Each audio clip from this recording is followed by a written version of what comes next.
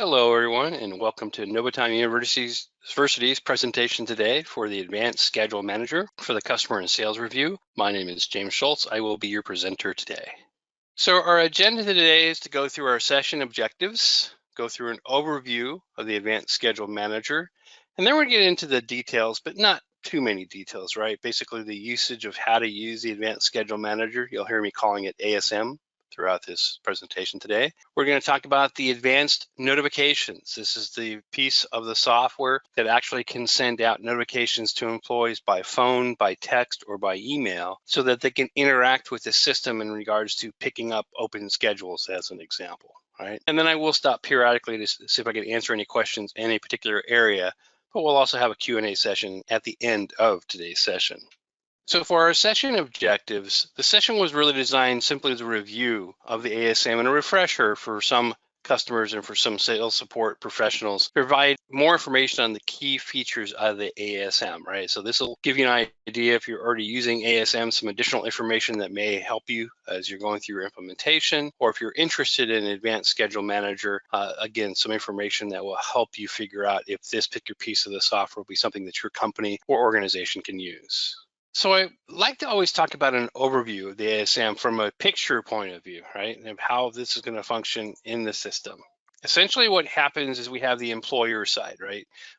That defines the compliance requirements, all the calculation rules that the system has to have to manage the employee's time, right? Then we have what we call the minimum resource requirements. So in the system, we're able to define for a scheduled position. Now, you might be simply doing a scheduled position for a department, it could be a job, it can actually be multiple things, right, that are actually being used to schedule your employees. So I'm just going to keep it simple as we go through this presentation today. I'm just going to call it the scheduled position. So for the scheduled position, the company defines for like this schedule from 9 to 5, I need 3 people. So for this department, I need 3 people working from 9 to 5. From this department, I need 10 people working from 8 until noon. And then I need 11 people from noon until 5 o'clock, just as an example. So the company defines its parameters, its schedules, and how many people it needs working at the various schedules in the various scheduled positions.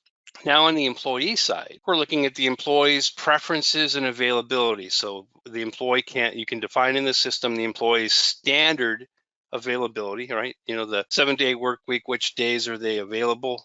Either because they have to be available or they actually want to be available, and during what times. And you can also include in that their preference. So the employee might be available to work Monday through Friday anytime throughout the entire day, but they prefer to work between 6 a.m. and 5 p.m., right? So they have a preference as well. Then we're able to define the employee's certifications and qualifications, and actually should say and or, you don't need to use certifications. Right? And I generally lump those into just qualifications. So what do these mean? So a certification might be something like a driver's license. In order to drive the company vehicle, you have to have a driver's license, right? So that simply means to be a driver, which is a qualification. We can link certifications, which is the driver's license in that example. If the employee's license expires, they won't be able to be scheduled as a driver anymore until their license obviously is renewed and updated in the system, okay? So we'll just call those the employee's qualifications. Then we map in that, like the leave requests, employee making time off requests, which will remove them from the schedules, of course. The overtime exposure, we have something that allows you to limit the number of hours you can schedule the employee in the system. And then we have ranking or priority, which is just a fancy way of saying how the system determines who's going to be working on a schedule, right? You may have 3 scheduled positions to work from 9 to 5, but you have 5 employees that are qualified for those 3 slots.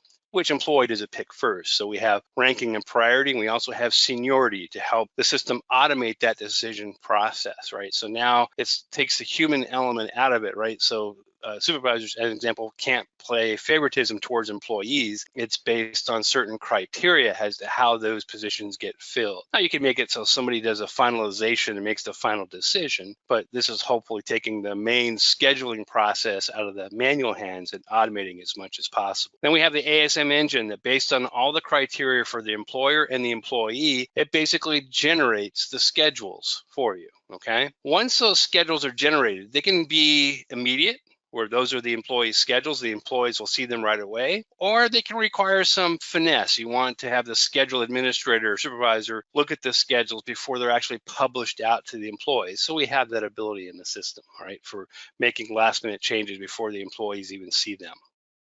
On the supervisor side, you're dealing with employee requests, right, for approval and manual adjustments to the schedule.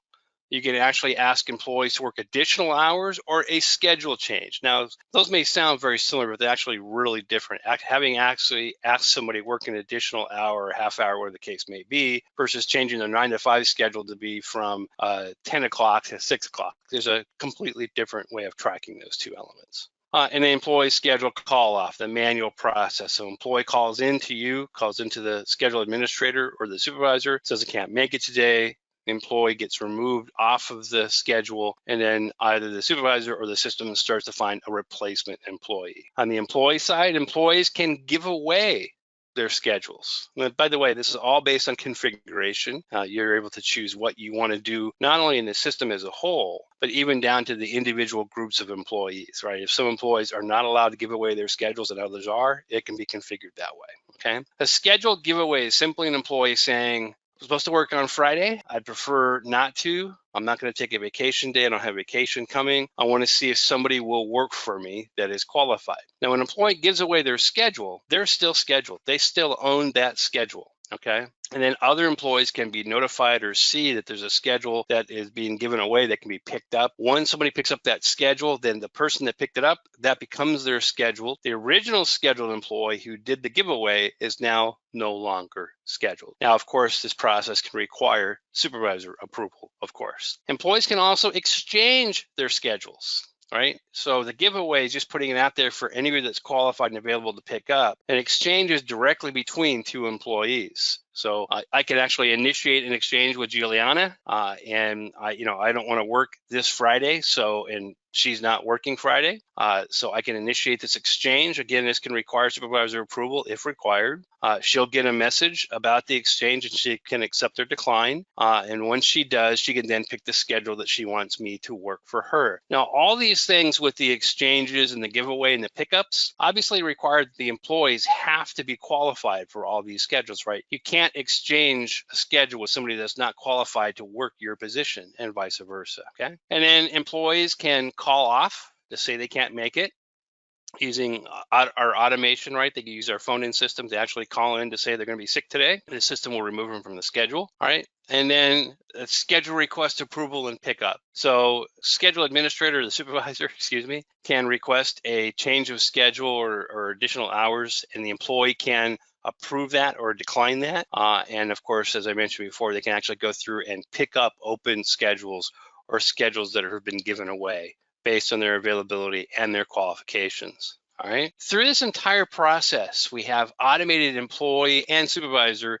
notifications with interactive requests, but mostly on the employee side is where it comes the interactive, right? So when there's an open schedule, as an example, so as the system goes through, it's generating schedules automatically, let's say for next week, and it finds there's an open position on Wednesday. The system can automatically send out a text message, an email, and or send out a phone message to the qualified employees who are also available, of course, to be able to pick up that schedule, but it's interactive. So when it sends out a text, and an employee receives that, they press a 1 to accept it, and they press a 2 to decline. If it came through in a phone call, they'll press a 1 to accept and a 2 to decline. If it comes through in an email, they log into the system, they'll be able to go to the advanced request page and actually select which schedules they want to pick up. But the great thing about this, as far as the automation is concerned, right, look at it this way. The system has already got all your configuration for your resource requirements and all your rules. It's going out and automatically generating schedules week to week. You don't have to actually do anything. When there's an open schedule, of course, it can alert the supervisor or the schedule administrator there is, in fact, an open schedule. But in the meantime, it's sending out messages to employees to find a replacement. You don't have to manually find a replacement. The system's going to do it for you. And once an employee picks it up, it can require approval if that's the preference that you have, or it's simply the first person that picks it up wins, and they're the one that gets that open schedule. So you can send these notifications out to all qualified available employees at one time, or you can do it one employee at a time with a gap in time between. So let's say I'm going to send out a message to the first employee, wait 15 minutes, and then send a message out to the second employee. And when you're doing it one employee at a time, you can set up how you want to do it. I want to do it based on seniority. So in other words, somebody that's got the highest seniority is going to get contacted first. Somebody that has the highest rank is going to get contacted first, right? So we can again send out these messages about these schedules that these employees can pick up. We can send them out en masse for all qualified available employees, or we can do it one employee at a time based on some kind of seniority ranking, if you will. Once the smoke clears from this automated process, right, you end up with what's called the final work schedule. So those of you who have been using the NovaTime or the timekeeper system, you're just seeing like the attendance schedule page, the employee schedule. This is just a complex engine for generating those schedules, so you don't have to do them manually. So let's talk about some of the details. And I've provided this PowerPoint presentation to you in a PDF form, so you have this for reference. I don't want to read through this, obviously, because I don't want to put you to sleep today. But this just gives you a lot more flexibility in the system. So as an example, aside from the scheduling piece, when you've got the Advanced Schedule Manager add-on app active, you also get group levels 9 through 20. So the system comes standard with labor group levels 1 through 8. Maybe you're only using 3 of them, but there's up to 8 in the standard system. Once you start using the ASM, you actually have up to 20 labor group levels. So you might be already doing things like department, location, job, customer, things like that. This just gives you more levels that you can use. Of course, it gives you the employee's qualifications and certifications we talked about. Ranking, if you're going to use that for doing any kind of preference to scheduling. I could give you a really good example for ranking that people use this for. Let's say for a police department, usually on the weekend for a precinct, the senior officers don't want to work weekends. Nobody wants to work weekends. But you can actually tell the system that at least one person with a rank of this or higher needs to be scheduled the weekend at this particular facility. And the system will use ranking for that purpose. That's just one example, right? Then we have something called Scheduler Transfer Group Approval, or STGA, if you say it often enough. So what this allows you to do is to, in the scheduler category, for a supervisor to only see the employees that are scheduled in their area of coverage. So normally you see all your employees when you go into the scheduler category, right, to the template schedules page as an example. You just see all your assigned employees. With this feature active, you only see the employees that are scheduled in your area of coverage. So if you're responsible for the shipping department, whether they're your employees or somebody else's employees that you're borrowing, you will only see those that are scheduled in the shipping department. If one of your employees is scheduled somewhere else, you're not going to see them because they're no longer scheduled in your area of coverage. This gives you the ASM rule builder in the manager. We actually call that the roster. Gives you the capabilities we were talking about before, the scheduled giveaway, exchange, and pickup. Even if you have employees that work the same schedule all the time, you can use the ASM so they can give away their schedules or they exchange their schedules with other employees. Even if you don't need a complex scheduling criteria, they just always have a static schedule. You can still have the system generate those schedules so you can make good use of those features, okay? We also have something called event scheduling. Right? Event scheduling allows you to schedule true events. So we have many customers that are sporting venues, football stadiums, baseball stadiums, concert halls, that kind of stuff. So you can actually put events out there and employees can pick up which events they want to work and even give a preference to it, right? I prefer to work these 4 concerts, and you can limit the number of preferences they have. And then when it goes to generate employees for those schedules for those events, it'll look at those event preferences to figure out who to pick first, just as an example. Support for schedule call off, again, that's employees being able to call into the system that they're not going to make it today, and the system will remove them from the schedule automatically. Right.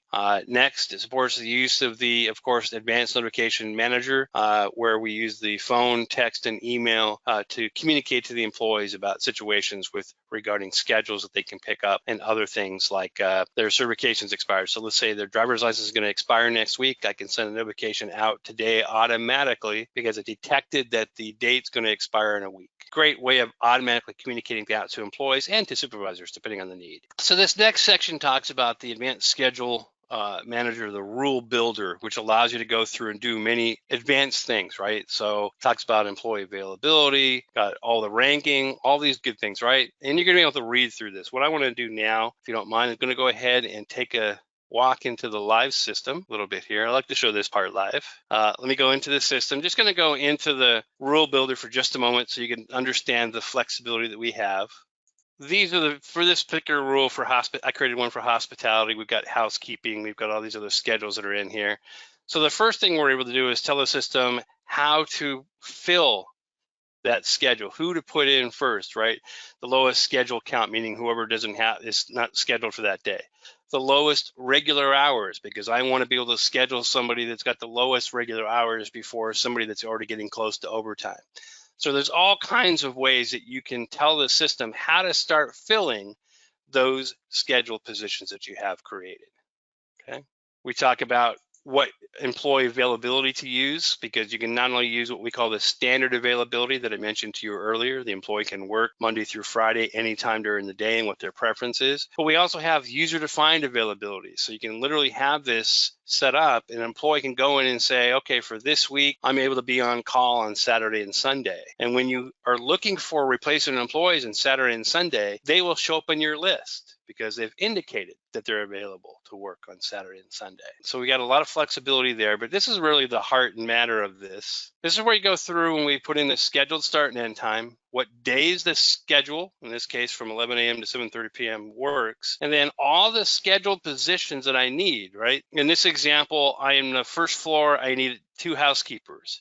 On the second floor, I need 2, right? So that you go through and define everything that you need throughout your entire facility as far as your resources, your schedule, the days a week that schedule applies to, and the various resources you need in those scheduled positions, okay? So in my case right now, you see this is all housekeeper on the various floors. So you define all this. Once this is all done, the next step, and I'm going to actually switch back to the PowerPoint presentation for a moment, we go to the employee side. So on the employee side, we start going through and putting in our effective dated work group certification and qualification. So the great thing about using the advanced schedule manager, for those of you who are already using NovaTime or Timekeeper without it, is you can now effective date your work groups. If the employee changes departments in the middle of a week, you can actually go through ahead of time and put that change in, and the system will appropriately change the schedule at midnight that day, right? So all new timesheet records are now being recorded in that new department. So we effective date the normal work groups that you're used to today. Then we include the certification and the qualifications. So let me go back over to the live system, go over here to employees. Okay. So in here, we have our work groups that you're used to today. So I've got department, operation, all these other things in here that are now effective dated based. So I can keep track of where the employee was, what their original home department was, as an example, throughout time, right? So right now, this person's in sanitation, okay? We've got our certification group. So what certifications this employee has and when they expire. So this person's already expired, their driver's license and gun permits actually already expired. So this person would not be able to be scheduled.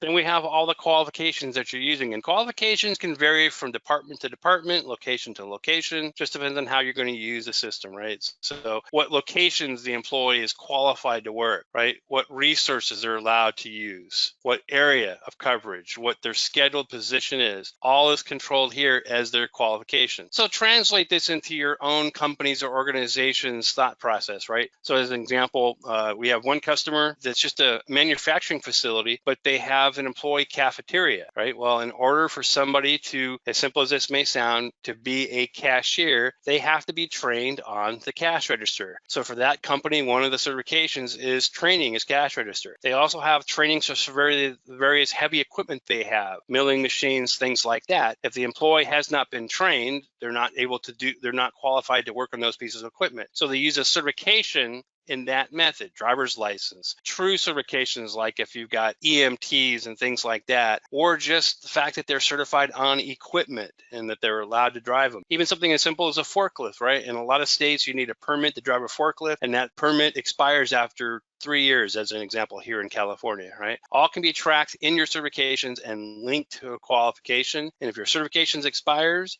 so does your qualification go with it. So we define the employee's certifications and qualifications. These things can be copied from one employee to another, or they can be imported, of course. Usually you're not worried about copying certifications, but like qualifications, you may have 20 employees that have the exact same qualifications. You don't need to configure them individually. We actually have a copy feature that will allow you to do that. So we define the employee's qualifications. Now the next thing to do is define their normal availability. Now when I say their normal availability, this is the availability the system is going to apply to the employee every week from this point forward, okay? If it changes anytime permanently, you come in here and you change it here, and then, of course, that availability is going to change from that point forward, from the date that you give it, right? But this is just their normal availability. I want to take a quick little jump, if I may. As a supervisor, the employees have this same ability.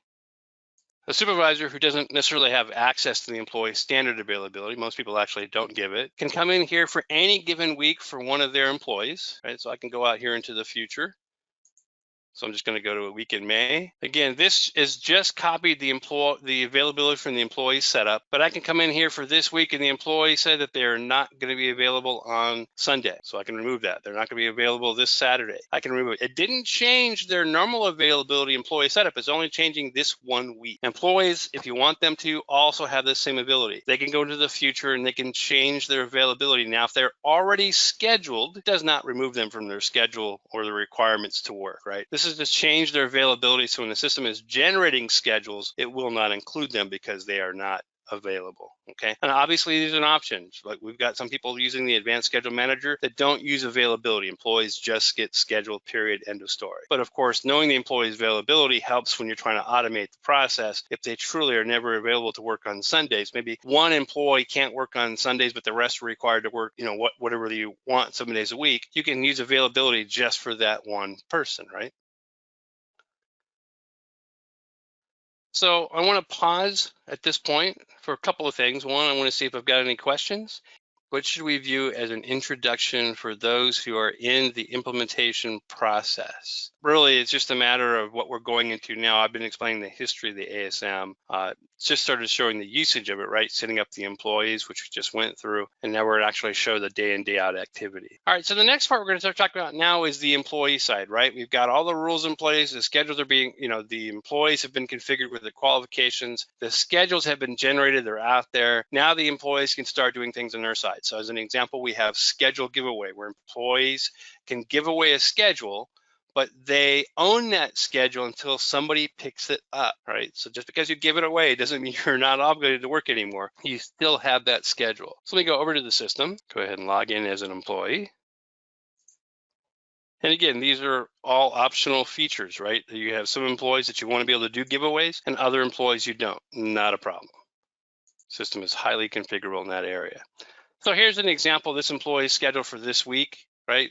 They can go ahead, since they start Tuesdays are already started, they can't give away today, obviously, right? So here's the schedules that are available. I can go ahead and just choose to give away my Saturday schedule. I can even, if I'm allowed to, split the schedule into pieces. Trying to get somebody to work a full 8 hours on a Saturday, maybe not. But if I'm allowed to, I can split that schedule into 2 pieces, right? So I'm supposed to normally work from midnight until 8:30 in the morning. I can split it from midnight until 4 a.m. and then 4 a.m. to 8:30, just as an example, and have one employee or multiple employees pick up those 2 different schedules, right? So again, that's something that's optional. You don't have, if they don't have the ability to do split, that won't be here. But they just simply go in, click giveaway.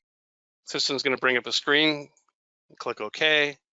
Now the system's going to indicate with this orange dot here that they're trying to give away this schedule. If set up that way, the system actually just sent a notification to the employee supervisor, so the supervisor knows that it's happening. But the system's also sending out notifications to qualified available employees that this is out there for them to pick up. And if you're doing this by text, as an example, if an employee just now received the text message, because it'd be almost that fast, they can press 1 and reply to the text, and they picked up that schedule, and this person would no longer be scheduled on Saturday. And there's a way of tracking that, by the way, so you know employee was originally scheduled but gave it away. So that's how employees simply give away their schedules. Another feature that we're talking about is the exchange. Very similar to giveaway, except this one is exchanging directly with another person. So I already gave away my Saturday schedule. I can go through here and exchange, and I can then choose an employee that I exchange with. Now, the requirement here is, of course, that you know the employee, usually you know the employee, right? You've already had some kind of contact with them, or you've worked it out. Hey, there's sometimes I want to exchange schedules with you. So you come through here and you choose the employee. Now, when you choose an employee, the system will actually, after they see this list, they'll actually go through and confirm whether or not that employee is available and qualified. If they are, it becomes the exchange is initiated. Now, this is still this employee's schedule until the other employee actually accepts it, and it might require supervisor approval, right? Once the exchange has been completed, the process has been completed, then this person is no longer scheduled on this day. So anytime you do exchanges and giveaways, until that process is complete, you are still scheduled. Very simple process for employees, very effective for what we do. As an example, one of the biggest challenges most systems have when it comes to exchanges is problems when the employees don't complete it for one another, right? So I go ahead and exchange with Juliana as an example. That's great. So she works for me on Friday. Now she keeps trying to get me to work another schedule for her, and I keep turning her down. Now there's animosity between employees, and that's never good for a business or organization. So we have a notification piece that will not only alert employees that they need to complete this, because we can put in a time limit when it needs to be done, but also the supervisor, right, or the schedule administrator. Hey, this exchange is not being completed, so somebody can get involved before this gets to be a problem between the employees. Next, we have schedule pickup. So schedule pickup is where an employee who's been alerted, right, that there's an open schedule or a giveaway schedule, again, by text or by phone message, they can do this real time, or they can simply log into the system because they got an email, just as an example. So let me go back to the system. I'm going to log in as another employee. Go down to my schedule pickup area. So here's all the open schedules. You can see this giveaway schedule that was done on Saturday that I am qualified and available to work, right? So if I was not qualified for any of these, I wouldn't see any. This is all based on the schedule that was open, right? Because of the giveaway or because it was just an open schedule that was published. So I have to have the qualifications or there's not going to be there for me to work on. As I mentioned before, this can be configured so that the first person that picks it up, all right, so I can go ahead and pick up this one. I'll go ahead and pick up this one. Come up here and click Save.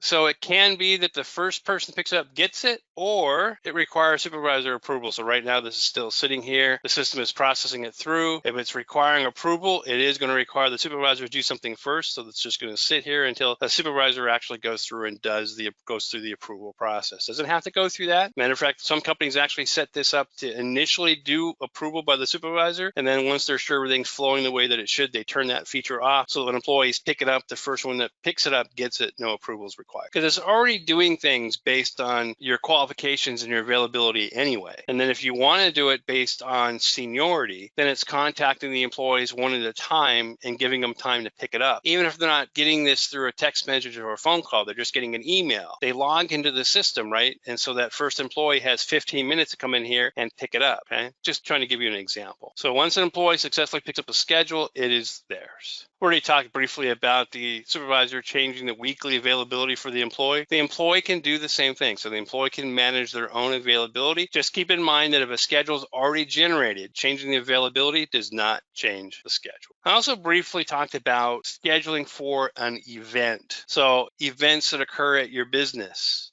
Right? You may have monthly sales promotions where you actually invite clients coming in on Saturdays, right? That's not your normal working day. That could be an event. If you're a sports venue or again, some kind of other venue where you have real events, right? Concerts, games, things like that. You actually get those set up and configured in the system, and employees can actually go through and say whether or not for each event they're available or they're not available. Now it can default that they are available. So for every event an employee is available, if they're not going to be, they just go in and say no, or it can set off where everybody is set for no, and if you want to work an event, you say yes. Now keep in mind that that may sound like you're giving the employee a lot of power. The schedule administrator still knows all that's going on, right? And these are done well in advance. If no employee has said that they're available, in other words, the system's trying to generate a schedule, and you've got 5 open positions, you're going to know about that ahead of time, and you'll be able to take care of that situation. But this actually empowers the employees to decide, which ones they want to work if you go down that path. And even indicate their preference. So as an example, we had one customer where throughout the entire year, there's various concerts and stuff like that. An employee can define up to 4 preferences, 4 concerts that they want to work, that they prefer to work throughout the entire year. They're going to work others, but on these 4, when the system goes to generate schedules, whoever's got that set as a preference, it's going to pick them first. And we talked about the schedule exchange. I just put it in there with the pickup. So we have 2 types of exchanges. We have what we would call the standard exchange, where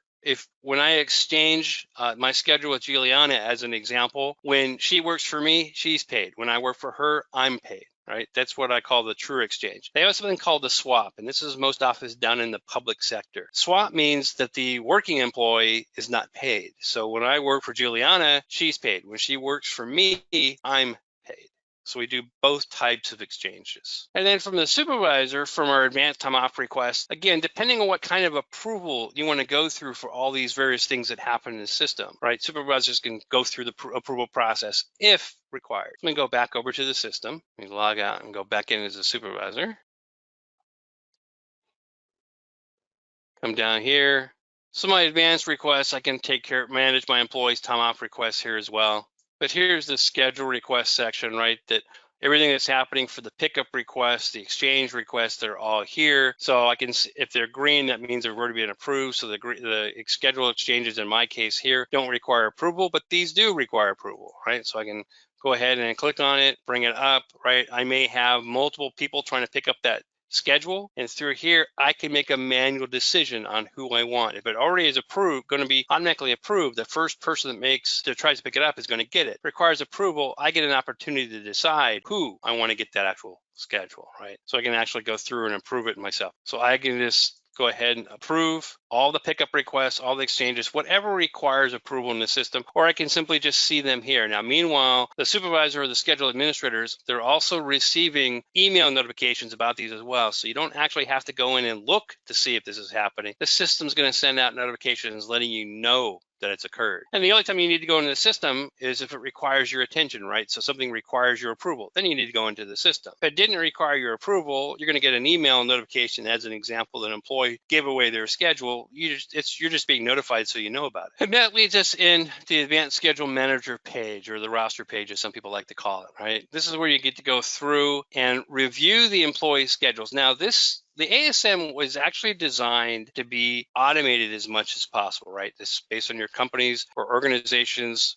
position requirements, your resource requirements, and schedules. It's generating all the employees, right? The only time you need to basically go here is when the system tells you that there's a need for you to go here. So as an example, you've got an open schedule, and 3 days before that schedule, you're getting a notification that there's still an open schedule that nobody's filled yet. You may have to come in here and take some kind of action. Maybe you're just going to leave it open, don't need somebody to work, or you need to manually find a replacement employee, right? So you don't have to go in here looking for anything. The system will tell you basically when you do need to go here. But of course, there'll be times when you might be doing a hybrid. I've seen cases where they generate the schedules automatically, but they want the schedule administrator to review it one last time and then finalize it before they're actually published out to the employees. So let me go over to the system and go to the Advanced Schedule Manager page. And these are various roles that I have configured today. But we're going to talk about the hospitality. So let's go in here, just started scheduling hospitality on Tuesday. Don't have schedules for Monday or Sunday. All right, come through here and I can look to see the status of all of them. I've got 173 that are complete. I've got no that are expired certifications. I've got 84 open schedules right now. That's because of Sunday and Monday mostly. And I don't have any other issues here. I can even go so far as to tell the system to not display the ones that aren't selected. So I'm going to go ahead and clear this. I only want to see the open schedules. So that's all I will see is open schedules, right? So these are the ones that I need to fill if the system hasn't already, if the employees haven't already picked these up automatically. So in some cases, they're not using the full automation. When a schedule is left open, they want to actually go through here and manually fill that position. You can do that, right? Again, we want it to be automated so you don't have to do any work in here, but it just depends. So I just come in here and click on a particular scheduled position. The system is going to look for all the employees that are available to work that position right? So I can then choose the employees that I want. Now, again, I can call these employees up, make sure they're going to work, or I'm just choosing employees and they have no choice. The order of how these employees are shown, you can choose. Right now, it's by lowest regular hours. I want to pick employees that aren't going to have any overtime, that kind of thing. So even the order they appear in this list, you can actually control in your usage of the system. Remember, I mentioned to you that if you need employees to work on a Saturday as an example, and you want them to indicate as an availability that they're able to work on a Saturday, a special availability. Well, aside from your primary availability, I mentioned those user-defined ones. So here's my weekend availability. Now, anybody that's indicated that they're available for the weekend availability option is now showing here, so I can choose them. So it's a separate availability rather than the normal employees Sunday to Saturday setup. So I can choose who's really offered to be there. It could be on call, whatever you want to call that right now. So I've got just a few that I've created, right? Weekend availability, on-call availability, and annual conference. These are all user-defined, right? You can call them whatever you want, use them any way you want when it comes to either automatically filling a schedule or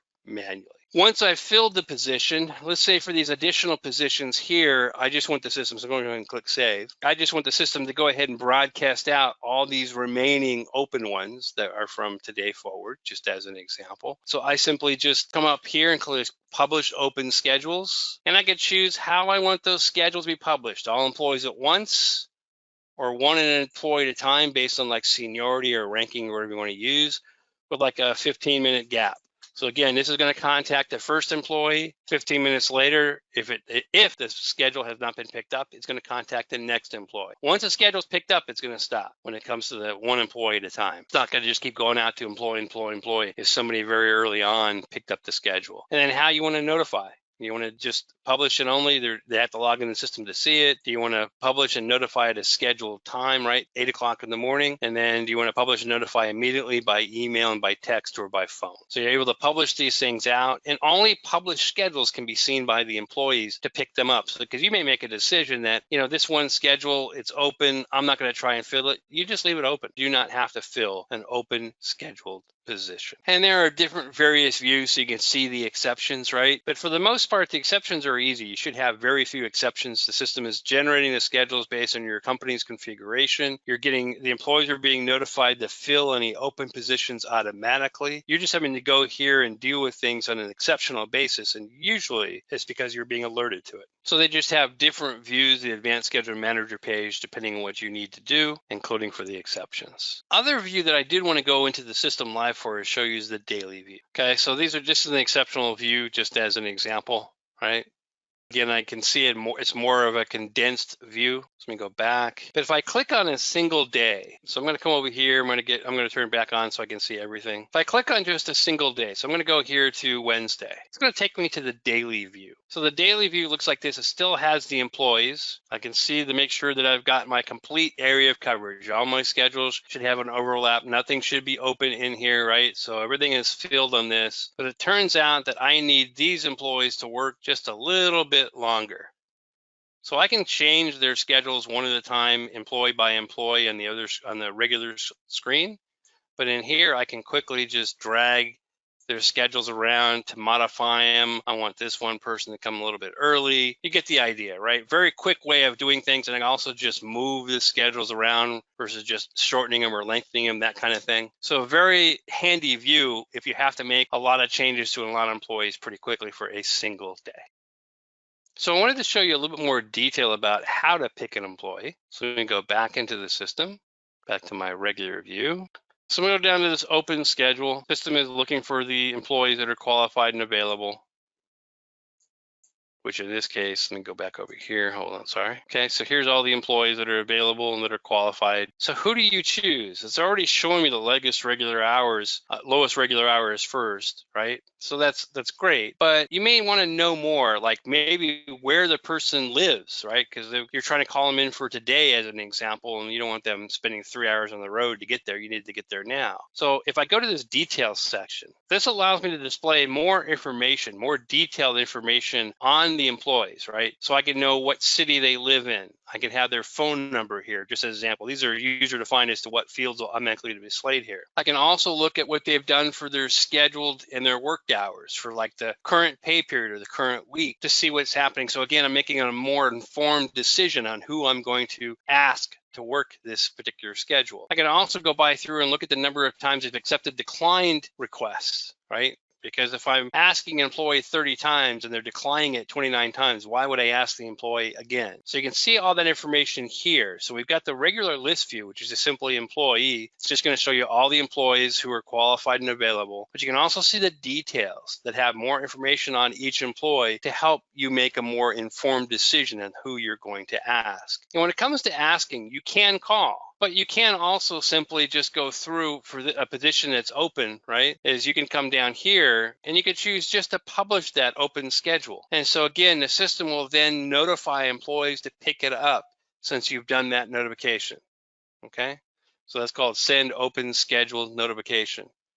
So you can make phone calls. We have one customer that goes through and they will call 20 people trying to find a person to fill a position because they like that personal touch, and there's nothing wrong with that. We designed this to try and be as automated as possible. If you've got an open position, rather than you making 20 phone calls, let the system make 20 phone calls. Completely up to you. And you can do a hybrid of that, of course. All right. You can copy schedules. So if you're having to do it manually, we do have 1 or 2 accounts that actually don't use the full automation. They're manually doing the schedules, and they want to be able to copy from one week to another and then modify that other week. Not a problem. You can do that as well. And then we get into the advanced notification manager. So this is the one where the system, based on various events, sends out an email, text, or phone call to the employees or the supervisors, schedule administrators, right? So employees trying to initiate exchanges, right? It's going to send out a notification. I'm trying to initiate this with Juliana. Once I initiate the exchange, she's going to get a phone call, an email, or a text. If it's by phone or by text, she can simply say, reply to it with a 1, yes, and that means she's accepted it. Or she can log into the system and accept the exchange that way. Again, giveaway. Employees trying to give a schedule away, the system can automatically send out a message to employees that are available and qualified that can pick up that schedule. We have reminders for various things that happen in the system, right? Exchanges that have not been accepted by somebody, we can send out a reminder about that. Certifications that expired, we talked about that before as well. So if an employee's certification's going to expire in a month, we can send out a notification. It's 2 weeks, it still hasn't been updated. We can send out another notification. It's 5 days after it's expired, we can send out another notification. So for anything that you're doing using the certification section for, which can be licenses or whatever, actual certifications, if they've got an expiration, you'll know about it ahead of time. The employee can know about it ahead of time to hopefully get it taken care of before they can no longer be scheduled by the system. Alerts out to employees when they're removed from a schedule confirmation so they know they're scheduled, right? So the schedules are now set for 2 weeks from now. We can send notifications out to the employees. They've got no excuse for not knowing that they're scheduled, right? I'm sure they can still find one, but at least the system notified them. The schedule exceptions that you saw on the roster page, right? If you've got open schedules that aren't filled, the schedule administrator is going to know about it. If you've got scheduled conflicts, the schedule administrator is going to know about it. You don't need to go to the advanced schedule manager page to see them. You can. The system will tell you when you actually need to go to that page, right? And then when the system is generating schedules, if there's open, again, sending out notifications to the employees manually or automatically so they can pick up those schedules. And then if you're doing additional hours and change schedule requests to the employees, they get an email, text message, or a phone call, right? So they can accept or decline those additional hours or change schedule requests. Now, when they decline them, it doesn't remove them from the schedule. It just creates an exception so the schedule administrator, the supervisor, knows the employee said that they can't work the additional hours, or they're declining it. And same thing for the schedule change request. They're still scheduled. It's generating the exception, and of course, you get to know about that exception. And you can take action. The employee's scheduled. The employee may say, "I can't work," but if they have to work, they have to work. You leave them scheduled. If not, you remove from the schedule and you find somebody else. And then the rest of the PowerPoint here that you have to your advantage from the PDF version I gave you just gives you more details about all those notifications that can go out. Schedule confirmations, the exceptions, everything that's being included out to the employees. And then here's kind of an example, right? So here's an example, employee certification expired, right? Forklift certification expired as of 12/31/2019. There was an extension that ended the same day, so they didn't use an extension. So technically speaking, after 12/31/2019, this person can no longer be scheduled to drive. a forklift. Okay, so just a couple of examples. This is schedule confirmation, and that is our presentation for today. I want to thank everybody for taking the time with me today in the ASM webinar. To learn more, you can also look in our NovaTime Help. If you log into the system and go to Help, Chapter 8 contains the registration links for all our upcoming webinars. The online help also includes recordings of various webinars, including one like this. So all kinds of recordings are there for you to review as well as register for upcoming classes.